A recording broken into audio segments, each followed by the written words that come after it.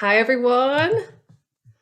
Welcome into today's session, Fempowered.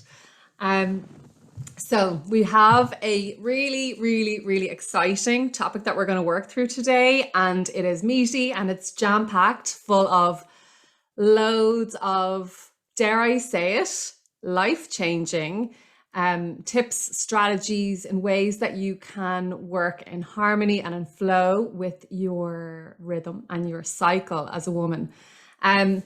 So I'm just going to check that I'm streaming over to Facebook really quickly. I just have noticed a notification that some of you are having difficulty getting on. So just give me 1 second. I want to make sure we're not having tech problems today. But the weather today, my gosh, that full moon is out in full force. And it is absolutely stunning. Okay, let me see. It seems that we're live. Okay, brilliant. I'm going to stop sharing my screen. So you are welcome if you are watching, if you're streaming in from the group, if you're watching the replay, you're very welcome. We have a great, exciting topic that I'm so just buzzing to get into today.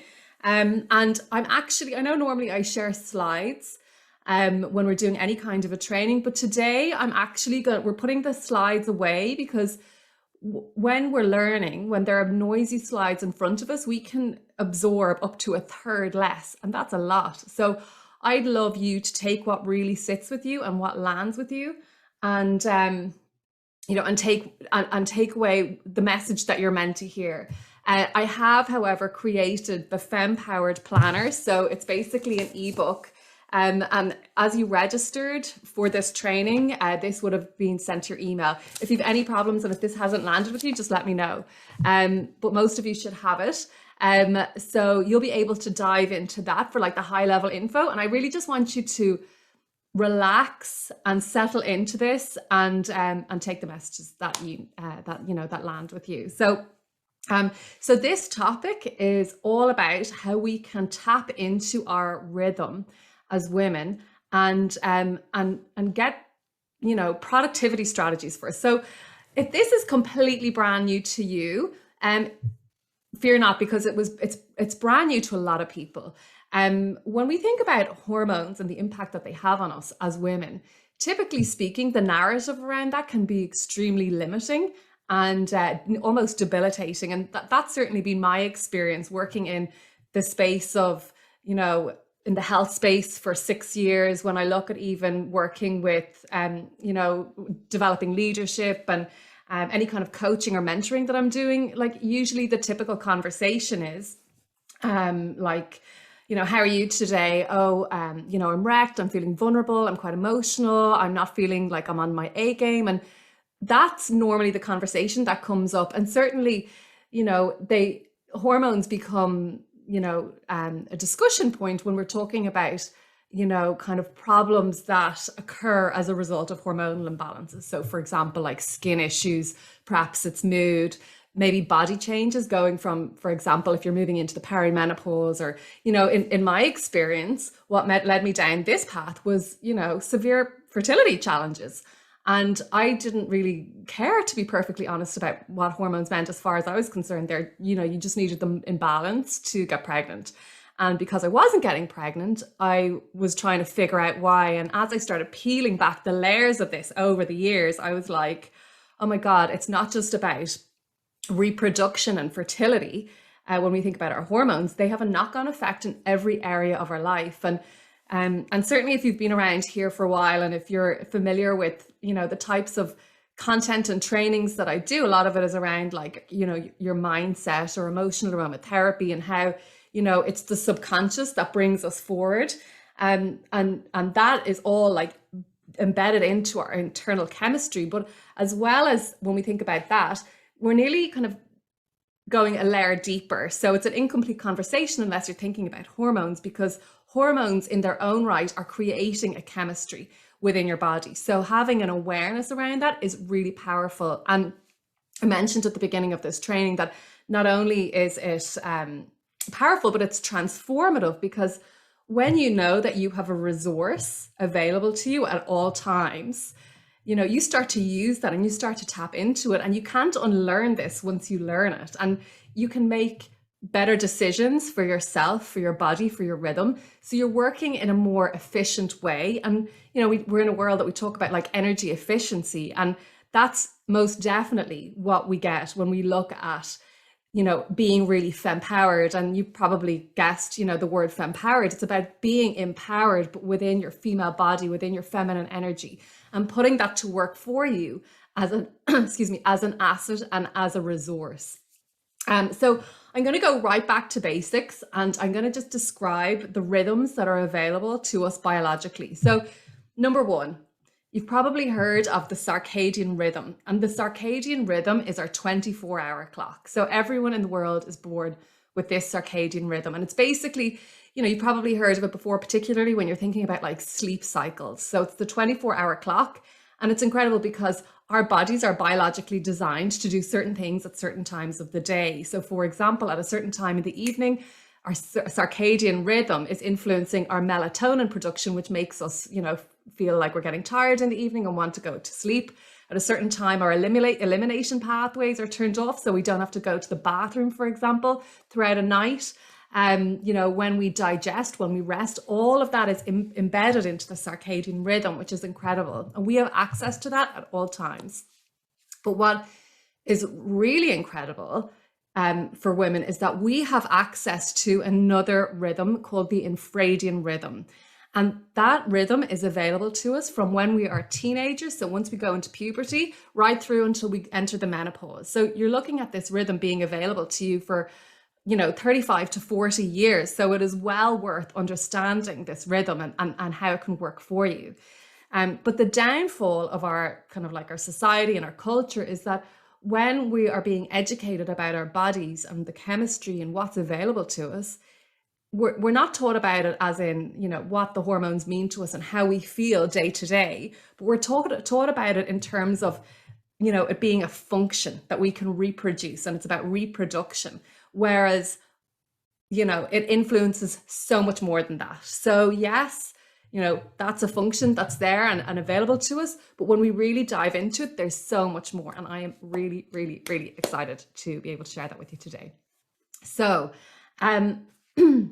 so the infradian rhythm is a 28-day rhythm, and it's broken into different phases.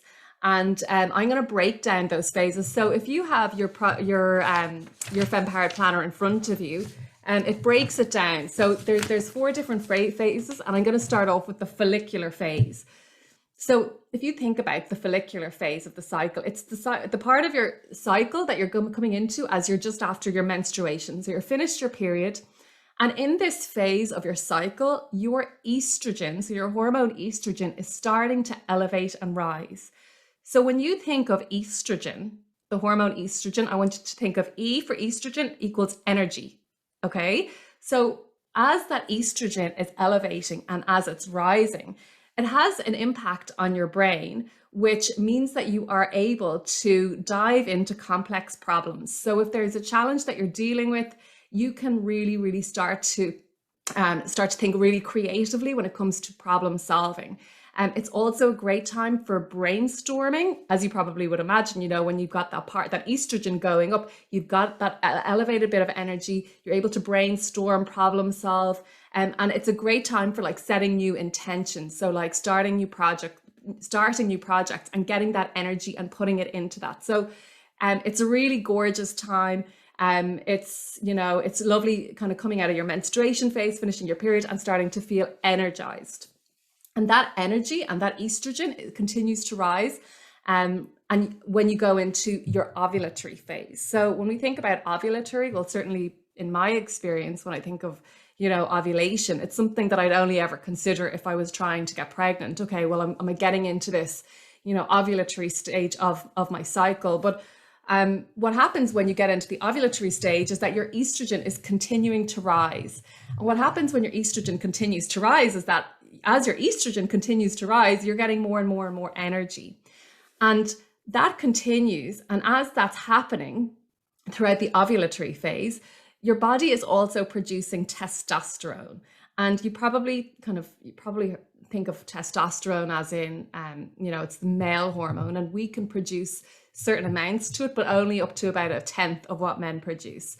And what happens is as we're producing it, that testosterone makes us feel like we are like on. We are, we're ready to get really sociable. We are starting to really engage. We're becoming chattier. And when you think of testosterone, I want you to think of time to party. So we become more outgoing, more sociable, more communicative. And we're able to clearly convey, if we want to speak, and get our words out. So for example, if you're at work, it's a great time to schedule, if you have to do a pitch or a presentation, or if you're going to ask your boss for a raise and they're going to go, well, tell us, what's your value add? What's your value proposition? And instead of sitting there thinking, okay, I'm going to stumble over my words, if you're doing that within your ovulatory phase, things just flow and it's easier to convey your words because it's impacting that part of your brain. So it's really, really, really powerful. And actually, what's super fascinating about this phase is there's actually been so much study done, on what happens to us physiologically as we're going through that, and not just when we think about, reproduction, but our cheeks are pinker and brighter. Obviously, as we're more outgoing, we're becoming more sociable. But actually, what happens is we're emitting these pheromones. So pheromones are hormones. They're like, we can't see, but they make us more, they make us more attractive to somebody else.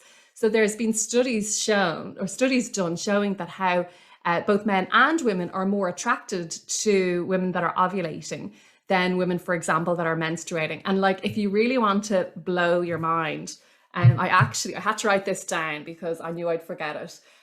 But there was a research study done by the University of New Mexico, and they actually they did a study on strippers. Right, this is mad, but it just sums it up. But what they could identify from this study is that those who were ovulating were making more money than those, for example, that were menstruating.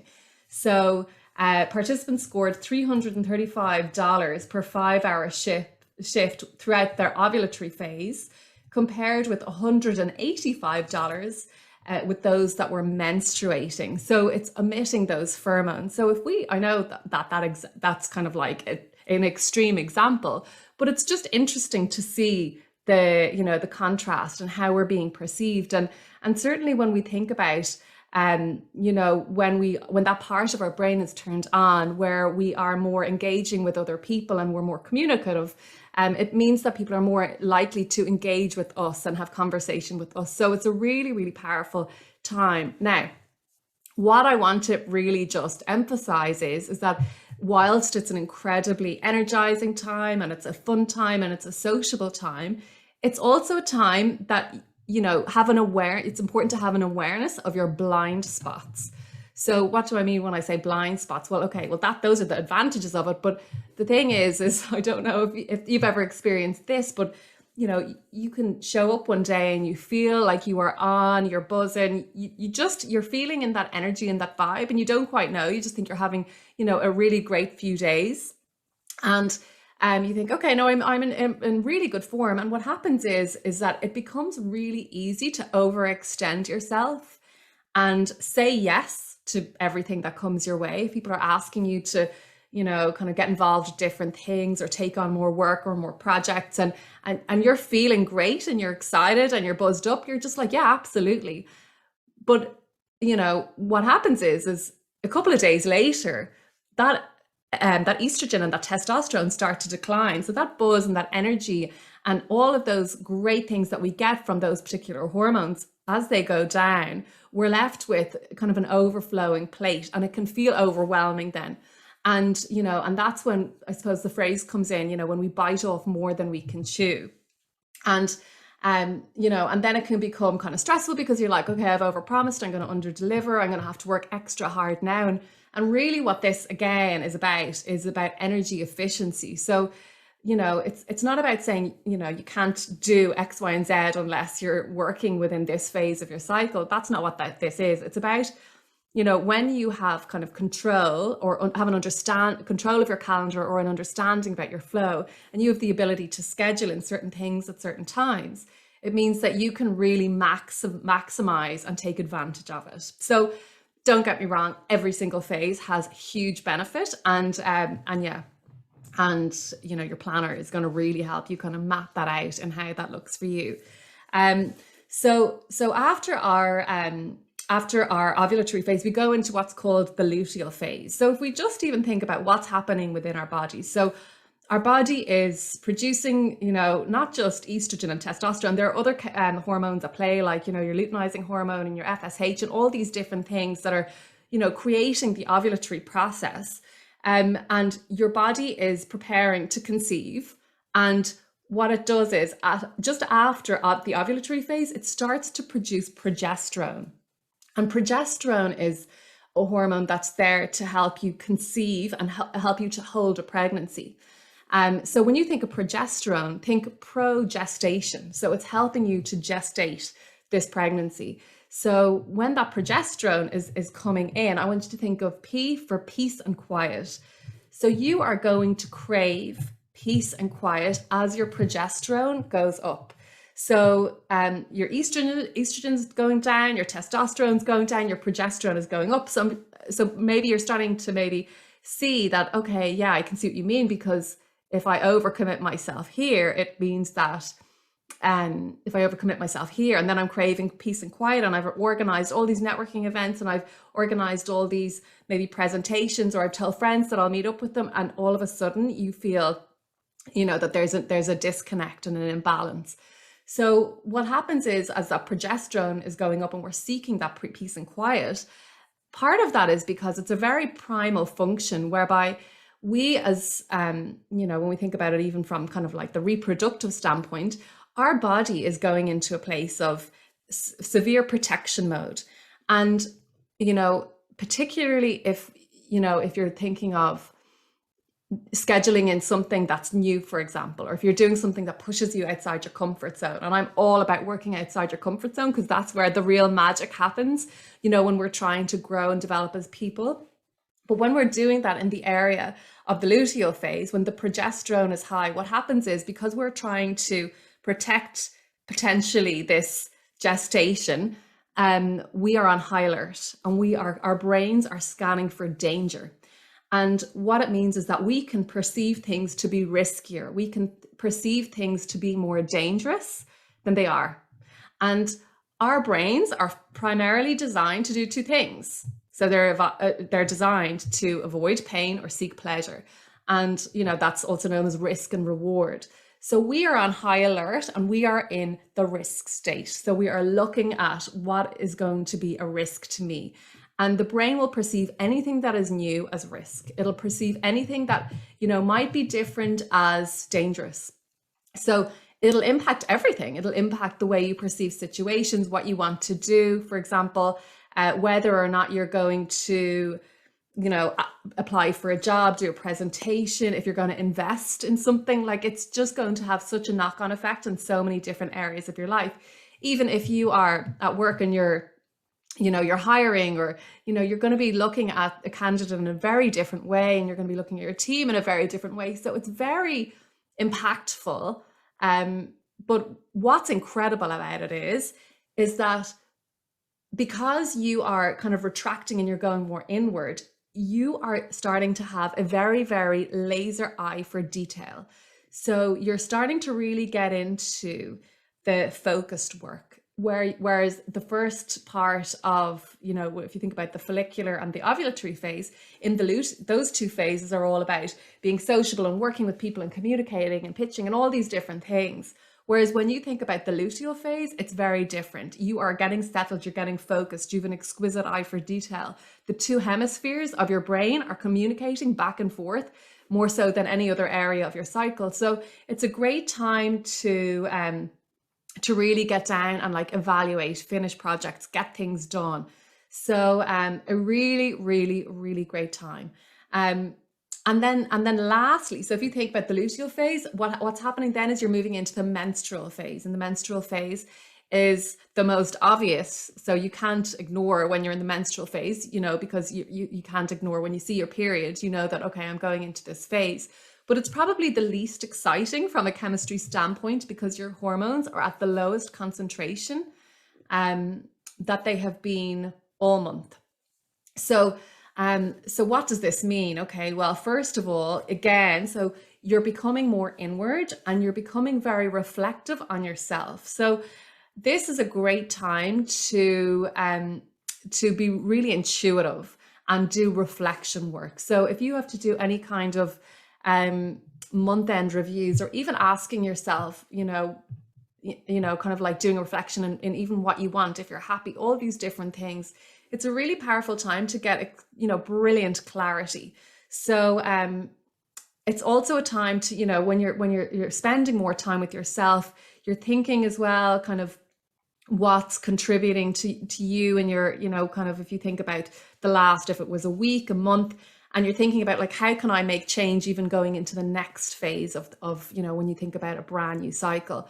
And because you're more inclined to go inwards, it means that having more awareness around boundaries is going to be really, really, really helpful. So I'm sure, as we've kind of like just even gone through those couple of different phases, if we think about the hormones, you can start to see how when we operate on a level of just being like, kind of standard, okay, we just do the same thing, we get the head down, we get the work done every day. We can really underutilize our energy, and it's really easy to go into burnout mode. And that's definitely been my experience, just comparing ourselves, well, certainly for me, when I think about even in my corporate life, kind of just showing up the way men show up. So they show up and they have their hormones, and their biological clock is based on the circadian rhythm. So if you think about how men operate, they have the circadian rhythm. So basically in the morning, they get a cortisol kick and their testosterone skyrockets. So in the mornings, they are just buzzing and they're ready to go. So if you think about us in the ovulatory phase, they kind of have something similar to that in the mornings, and they have access to that every morning. And as the day goes on, their testosterone goes down, and their estrogen starts to rise. So as their testosterone dips and the cortisol dips in the morning, their energy starts to decline slightly, and they kind of, they might go in, you might find that like, even if you have a man in your life, he might like kind of disappear in the evenings, nearly want to kind of have alone time, man cave, that sort of thing. Whereas they experience it more in a 24-hour clock. And our world has been created around the circadian rhythm, around this 24-hour clock. And it hasn't ever really factored in the infradian rhythm for women. And it's not about saying, oh, we have to go one from the other. It's not that at all. It's really just about getting an understanding of how you as a woman operate internally, so you can really capitalize on it and take advantage of it. I'm just going to open up the Facebook group really quickly, because I just hope this is landing and making sense. Let me see. Okay, so I'm just going to read through some of these and then I'm going to dive into the next section, which is all about optimizing our hormones. Okay, so love these explanations. Stacey says this is incredible. Geraldine, mind-blowing, so informative. Liz, amazing presentation. Thanks, Liz. Stacey, what is that why he's asleep on the couch at 8 p.m? Yes. Okay, my God, that's why my husband goes straight to the couch after work and I'm like a maniac cleaning. So interesting and true. Okay, so keep the questions coming in. I'll keep my phone in front of me here. If there's any questions that come up specifically. So before actually I go into into hormones, I want to just show you how you actually use your Fempowered planner. Let me see. Okay, so this is it. You should have, okay, so something like this. So this is just a sample. I don't actually have the windows, the sun's shining in. I don't know if you can see that, but basically an A4 page that has just the calendar here. And that will give you a guide of what's happening on what day. And there's also a section divided into 4 parts. So M menstrual, F follicular, O ovulatory, L luteal. So what this is going to help you do is to break down the activities that you have going on in your day-to-day, in your life, in your career, in your circle of friends, in your family, and think, okay, when is the best time to organize that and to schedule that? So for example, for me right now, I'm ovulating. There is no way that I would have scheduled this if I was in my luteal or menstrual phase. Um, Biologically, my mind would kind of make me a little bit more, probably a bit nervous before I was coming in. And that's not to say that I have never or I will never organize or do a public speaking event in my luteal phase. But when I have the ability to choose when I do it, of course I'm going to do it in my ovulatory phase. It feels easy and it feels fun. Whereas if I'm in my luteal phase and my risk part of my brain is on, I'm going to go, I'm going to be second guessing myself. I'm not going to be as confident. I'm going to be stumbling over my words. That's probably why you feel this is such a good class, because because the ovulatory hormones are high. Okay, Jenny, loving this. Okay, brilliant. Okay, I'm going to go back to more specific questions in a second. So that's to give you an idea of the resource that's there. And what you can do with the actual planner is you can print that off. If you have access to even an A3 printer, you can turn this into a desk planner. And if you can print it off, even to do 3 copies of it, because it takes a couple of months to kind of get used to it and think, okay, well, what's happening again in the menstrual phase? And you can dip into it and then it kind of just becomes second nature. So this can affect all areas of your life. So this is about supercharging your life, your productivity. So you're working in flow with your cycle. And it's not just about, I know I talk a lot about like kind of like career and, using the example of presentations, but I want you to think of life as well. So I'll give you an example of how, like I've used this recently. So last month I bought a property, and which was something that was unexpected. The opportunity came up, and because it was unexpected, I kind of perceived at the beginning, I was like, okay, this is going to be a really stressful experience. It's going to kind of be a bit of a rush job with banks and all these different things. And at the beginning I was like, okay, well, I have to set an intention. This is kind of how I operate, especially coming from a coaching background. I'm all about like setting the intention and what's the feeling that I want to create. And as I did that, I was like, okay, I want this to be a really great experience.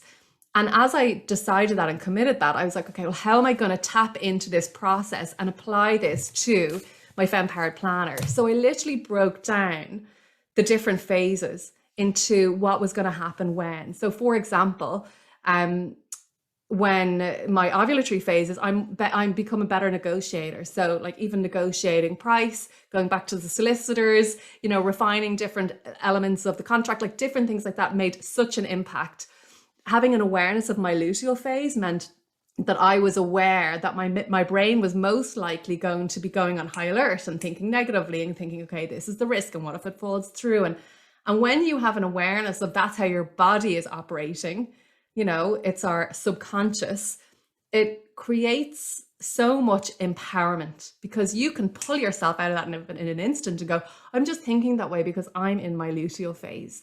So it's really incredible. And then when I was going into my menstrual phase, I was ticking things off, or going from luteal to menstrual, I was ticking off things, getting things completed, boxing off things, and going into really reflective work. So, that's just an example of how that can apply to a personal life. And even if you think about, your professional life, there's been so many different examples that I gave, but even if you want to ask any questions, by all means do. So, now what I've done here is I've created this being a monthly planner, but bear in mind that every woman's body is different. We are not algorithms. We are not, just a calculation that every woman ovulates at the exact same moment in the exact same time. We all have different experiences. We all have different bodies and different chemistry, and our lifestyle all looks different to each and every one of us. And that's going to have an impact on our hormones. So some women have like a 26-day cycle. Some women go much, much longer. But when we consider, what's considered a healthy cycle, it can be anything between like 26 days and say 34, 35 days. And after that, was my experience. So being somebody who years ago was diagnosed with PCOS and had an 80-day cycle, this wouldn't have really fit. So it was extremely important that I got my cycle into balance, because, this is based on, on a functioning, all of the hormones being at play in the right parts, in the right phases. So what I encourage you to do is, as you're looking at this, is to consider your cycle. So your cycle, for example, could be like 34 days or 26 days. So if you have a shorter period, factor that in when you're looking at this and go, okay, well, if my period is 4 days and someone else's period is 6 days, it means that when you're going into the follicular phase, that's going to look different to you. So listen to your body, and also just be observant of it. Like the apps can be handy and everything, but they don't know what's happening in your body. They're working on a calculation. So you kind of just even journaling and noticing every day, how am I feeling in my body and what's going on? And that's going to be a really great indicative. That's going to give you a really great idea. And so we know when we're in the menstrual phase, because you can't ignore when, you're having your period. And then you might have an awareness of when you're going into your ovulatory phase, if you're doing any kind of, if you're going through any kind of fertility journey, if you're checking your temperature, if you're checking cervical mucus, anything like that. And then outside of that, there's no real indicative signs. So, becoming aware of your body and your femininity is going to be really, really, really helpful, not just from a hormonal standpoint, but when we think about tapping into like energy efficiency. So I just have a couple of tips there to brainstorm all your monthly activities. And yeah, as I said, you have control over certain things. So factor that into your planner, but there are things that you won't have control over. So for example, if you are, let's just say you're going for like an interview for your dream job and it's been scheduled in for the luteal or menstrual phase, when you are not as communicative, for example, that's okay. This is really about creating an awareness for you. And, when you know those different things, you can go, okay, brilliant. I need to create some really, really great boundaries. I'm going to have an awareness about it. So I'm going to spend more time preparing, so I feel more prepared. So it's going to look individual to everybody and how they do that. But your self-care really has to ramp up in the luteal and the menstrual phase, especially if you're pushing yourself through that area of your cycle. So print it out. When you have it all done, jot it into your main calendar. And this isn't about either, saying to people, can't do that, I'm in my follicular phase, it doesn't suit me right now. Like, this isn't about you putting up a big, calendar on the, on your work, door and saying, I'm closed for business if it comes to brainstorming, come back in 2 weeks. It's really just about you knowing, what will benefit, and there is value in every single parts of these phases. So I hope you're picking up what I'm putting down and that this is landing, and you're starting to see, okay, well, this is why hormones are so incredible and how they can make so much impact in so many areas of my life. Let me just see.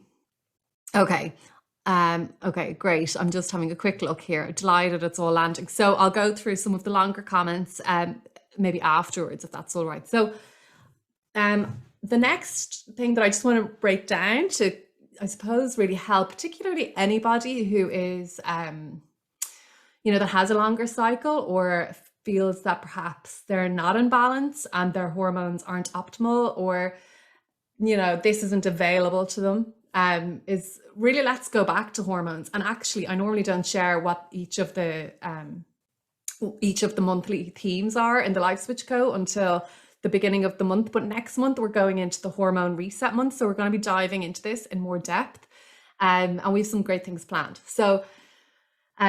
So that's just a little bit of a spoiler alert, FYI. But I'm just going to give you kind of like the high level synopsis when we think about hormones. So if you think about your hormones in like 3 buckets, so we have, for example, our thyroid hormones. So and they have direct impact over our reproductive hormones. So we have thyroid, number 1. Number 2, we have, if you think about your adrenals, so your stress hormones, so your adrenaline, your cortisol, and how they have a knock-on effect on your body. And then thirdly, you have your reproductive hormones. So I know we spoke about 3 being, estrogen, testosterone, progesterone, but there are actually many, many more at play. So, but just to give you an idea of those 3 buckets, okay? So traditionally, when we think about hormonal imbalances, they might come up in awareness because of maybe period problems, or maybe fertility challenges, or skin issues, or maybe there's been a diagnosis of something, like PCOS. So, which is very focused, for example, on if we think about those areas, whereas what might not be really obvious, for example, if there's brain fog or a lot of anxiety or stress, and that might be put down to, or fatigue even, and that might be put down as thyroid. But these all come hand in hand. If you think about it, like they're like three legs of a bar stool. And if any of those legs are short, the whole stool is wobbly. So really, especially what we endeavor to do within this community is teach about lifestyle and wellness practices that help bring you back into balance. And really that's why, like, I just can't get enough of oils, and because they are so restorative for all of the different ways that, when it comes to impacting our hormones. So particularly if you think about, even like scaling it back to the foundation of what wellness is, we think about nutrition. Like, how can our adrenals be optimal and us to be, really nurtured, or a thyroid, if we're not getting like the phytonutrients that we need? Then are we going to be producing, inadequate amounts of other hormones? Or are we going to be kind of living on adrenaline because we're not getting cellular fuel in different areas? When you think about all these different lifestyle factors, then like dealing with emotions and stress and, all the different things that come our way, and especially when we're not living optimally and we're not working in flow with our infradian rhythm, we're just kind of keeping the head down and we're just powering through, and that's putting extra pressure on our body. So all of the foundations of really what we do here is about nurturing you from a lifestyle basis, and your oils fit into every part of that puzzle. So when we think about particularly the three offending areas when it comes to hormones, so if we think about the offenders, actually I'll give you, because I've already done a little sneak peek at or told you about what's happening next month, I'll just show you. So we have this gorgeous ebook that'll be out next month, Supporting Hormonal Imbalances. You do a lifestyle audit. So you can't even see, I'm showing you, but the sun is shining in. I'm not complaining. It's a gorgeous day. So if we think about the three offenders when it comes to our hormones, what are the biggest offenders when it comes to, causing imbalances? Number one is stress. So, being able to nurture yourself every single day.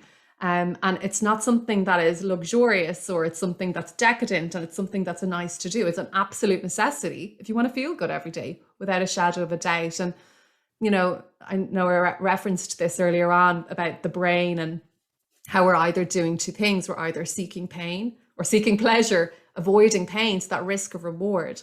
But, we have this fight or flight response that gets initiated whenever we identify danger. And it's an incredible response that we have, and it's to keep us safe. But the way we perceive danger these days is completely different to what actual true danger was. So we can perceive danger as, like being late submitting like a project at work, or, not replying to an email, or, we can create this, stress response by perception. We're not actually under any danger, and we might, create it to be a much more stressful situation than it needs to be. So a lot of the stresses that we experience are perceived. So anyway, so one of the offenders is stress. We'll be going through this next month in much more detail. The next element is sugar. And sugar has a knock-on impact, and we consume it in so many different ways. Our body produces it, and it gets initiated when we're stressed. Like, there's so many different ways that we are metabolizing it. And again, it can cause out of balances. So being able to, having an awareness around that is really important. And as well, when we are, undernourishing ourselves, for example, we are, when we don't have sufficient energy, we crave it. It is highly addictive. Actually, there's an amazing module. I'm trying to remember what number it is. I can't remember what guide it's in, but there's an incredible class saved in. It's called, Positive Body Image. And it's all about sugar and how it's addictive, and, ways to overcome it. But I'm after forgetting where I was going with that. Where was I going with that? Anyway, sugar is not great for your hormones. And then the last thing is synthetic estrogen. And so let's just call it toxins. If we think about all of the different things that are in our environment that create toxicity. So those are our three S's. So we want to mitigate and eliminate those offenders as much as possible. So we want to experience less stress. Now, don't get me wrong, the stress hormones are so important because they give us that get up and go. In the morning, when we think about our circadian rhythm, our body produces a certain amount of cortisol to get us moving, to get us, to waken us up. And that's what men, that's the hormone that men are experiencing first thing in the morning. So they have their testosterone and they've got their cortisol rush in the morning. So there are certain elements and certain, they have their function, but it's when our lifestyle is creating it to go on extreme high levels. And unfortunately, what's perceived to be normal, isn't necessarily, good. I won't say good. Let me try and rephrase that. Common and normal are two completely different things. So you might think something is normal because it's common. In other words, it's normal to be stressed. Well, you know what? It's not normal to experience high levels of stress. It's common, but normal is a different thing. So when we think about stress, ways that we can mitigate it, strategies, tools, i.e. our oils, lifestyle, creating boundaries, working with coaching, like it just has so much impact on our life. Then sugar, similarly again, sorry, my light is just not working out here for me at all, but we're nearly finished. So then we have sugar. I'm actually going to swing around.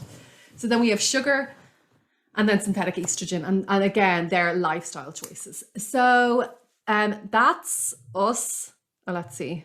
I'm going to just see if there's any questions that have popped in, and I'm going to answer them real quickly, and then I'm going to leave you at it because this is a lunch and learn session. I know some of you are watching in from work. Okay, Stacey, Alison Clark, can you give us your top doTERRA oil recommendations for each phase, please? I'll give you like one for each phase actually, because there are loads, and we're going to be going into this in more depth. So Clary Calm, first of all, is a monthly blend. And that is an incredible blend for each stage. So it's a daily blend that you would roll across your abdomen. And what it is a blend of oils that have been brought together to help bring each of the hormones that are meant to be at play into balance. So, I know we've spoken specifically about three hormones, estrogen, progesterone, and testosterone in this training. But even when we think about Clary Calm, there's an oil in there, called Vitex. And, Vitex is about really helping to promote the luteinizing hormone, which helps you again when it comes to conception. So Clary Calm is a really great all-rounder. And so is Balance. Balance is about grounding you. So they're like real foundational. I'm going to give you an example for, let's think where I'll start. So grapefruit for me, I think is one of the best oils for somebody with PCOS. So progesterone is something that there's actually culturally, if you were to look at women in general, a lot of women have low progesterone. So great oils to use for that are grapefruit. Thyme is also great for the luteal phase when we want to support progesterone. Oregano. If you think about even your oils, if you think about the colors, the greens. So like progesterone, I would go for so the luteal phase, grapefruit, oregano, and thyme. I love thyme as well. Then when it comes to the menstrual phase, I would think really, really grounding and really kind of soothing. So if you think about any of the floral oils, for example, geranium is gorgeous across the heart. If we think about the menstrual phase, when we think about how, when we're working emotionally and we're being more reflective, I would also use frankincense. Frankincense helps us as well when we're thinking about tapping into our intuitiveness. Same with sandalwoods. Then when we're going into, when we think about the follicular phase, the energy is rising. So it really depends on what you're trying to do. If you want to really tap into that, or if you want to, create boundaries around it, whatever that looks like. But for example, if you wanted to really, if you're tapping into that creativity, if you wanted to even enhance that more, you could use something like citrus bliss or wild orange. And likewise, let's just say you were in your luteal phase and you needed to think more creatively, then I'd be going into wild orange. Does that make sense that I'm kind of using different examples? And then your ovulatory phase, I would probably use something like something quite grounding. maybe like arbor vitae, or arbor vitae is great if you're like a workaholic or if you're, you're go, go, go, work, work, work. And when you're in the ovulatory phase, it's really easy to get into that mode. And arbor vitae helps you become more grounded. And, we can really overextend ourselves in that phase. So those are just a couple of ideas. So I hope that helps. Let me see. Okay. Lane says, since I started planning outward work around ovulation and not in my winter phase, it's been a game changer for my energy and results. Love it. Okay. I'll reply separately to the longer. I'll just read that out. So just a question here. After my period, I get some really bad sinking feelings for low days afterwards. It's like feeling a dread, and I'm not really productive at all in this phase. Is there anything that I can do to combat this? Thank you. So this is a really good question.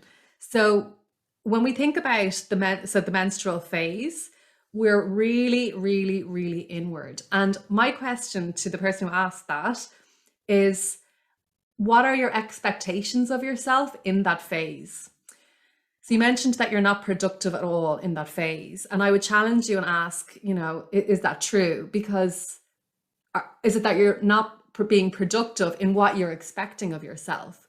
So you're not being productive in, getting loads done, being the busy person, but could you be productive in other ways? So for example, being more analytical, changing the way that your work is, or, kind of what you're doing day to day, and looking at, how you can like maybe delegate or move tasks around.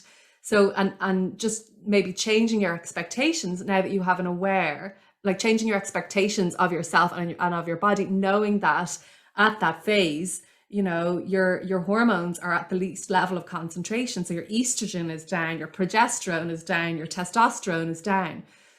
So really amplifying your self-care during that phase. And you mentioned a few days afterwards. So, you might have, for example, a period for 3 days or 4 days, or, everyone's different, but it might take until you're at maybe 7 days until you're starting to go into that follicular phase.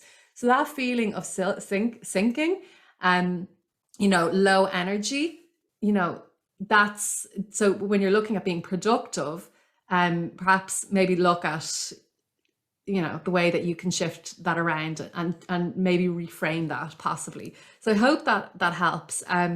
It's a pity we're not on the Zoom. I could have asked you back.